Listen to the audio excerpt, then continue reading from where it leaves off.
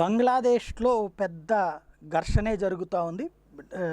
Dozens received injuries on Sunday as Bangladeshi police fired rubber bullets and tear gas at protesters who rallied over the death of a writer in jail.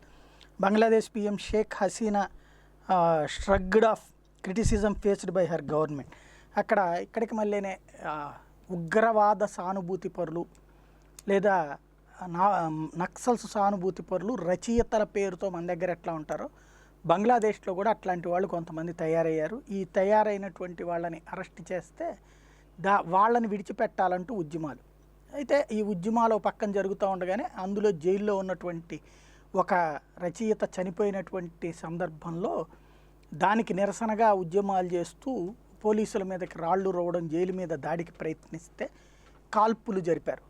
దీంతో ప్రధానమంత్రి జోక్యం చేసుకుని అక్కడ డైరెక్ట్గా చెప్పుకొచ్చింది అదే మొక్క. చట్టం తన పని తాను చేసుకుపోతుంది. జైల్లో చనిపోతే దానికి బాధ్యులు ఎవరన్నది విచారణ చేసి చర్య తీసుకుంటాం, కానీ రాళ్ళు వేసి దాడులు చేస్తుంటే చూస్తూ ఊరుకోలేం కదా అన్నటువంటి విషయాన్ని తేల్చి చెప్పింది. ఇది వివిధ దేశాల్లో కూడా ఇట్లాంటి పరిణామాలు ఉంటుంటాయి అన్నమాట.